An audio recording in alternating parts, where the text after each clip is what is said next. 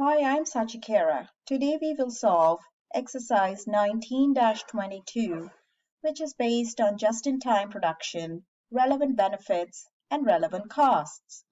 Please pause the video to read the question and then continue with the video to follow along with the solution. In this video, we will solve question number 1. For question 2 and 3, please refer to the Chapter 19 PowerPoint slides, number 34 and number 35. So let's get started. For question number 1, we are required to compare the current production system with just-in-time production system for Colonial Hardware Company. For this particular exercise, I would want you to create 3 columns. Of course, the first column is for description of relevant items. The second column includes the relevant costs under current production system, and the last column includes relevant costs under just-in-time production system. First relevant item is the annual tooling cost. For the current production system, we know that there is no additional cost, so we enter a value of 0 under the current production systems column.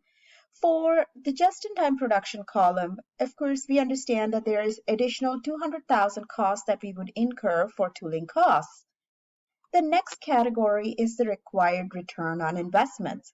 The question suggests that there is 15% per year return on investment required for inventories.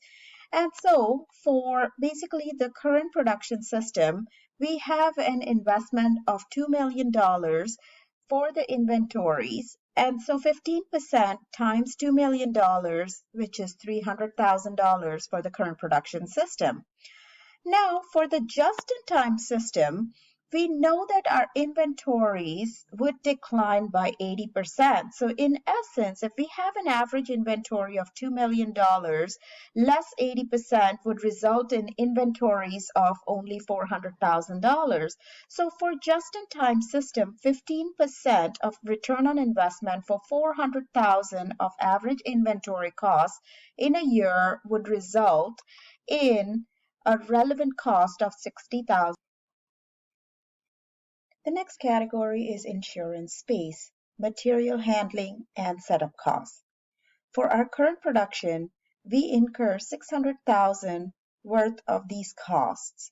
For just-in-time production, we understand that there would be a reduction of 25%, and so $600,000 less 25% results in the total cost of $450,000 for insurance space, material handling, and setup costs. Next up is rework costs.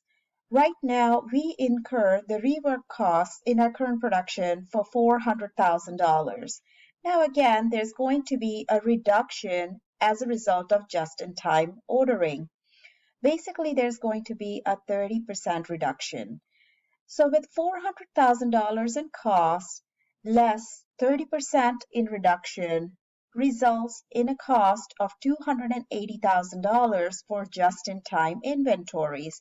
This amount, $280,000, is what we are going to populate in the just-in-time production system. And the last category is incremental revenues from higher selling prices.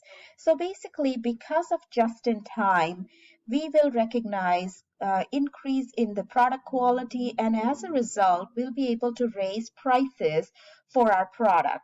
So that's where our incremental revenues that we would realize as a result of just-in-time is $8 per unit times 40,000 units that we anticipate to sell, which results in a just-in-time increase in revenue of $320,000.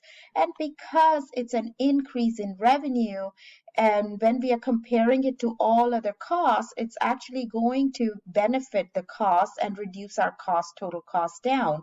So the incremental cost in total for our current production process is $1.3 million, which is you add up $300,000 plus $600,000 plus $400,000. while for just-in-time production, our total incremental costs are $670,000, which is adding $200,000 plus $60,000 plus $450,000 plus $280,000 and reducing all these costs by the incremental revenue of $320,000, resulting in a total incremental cost of $670,000 for just-in-time system. Finally, the annual benefits for implementing just-in-time system is $630,000, which is $1.3 million less $670,000 to Colonial Hardware Company.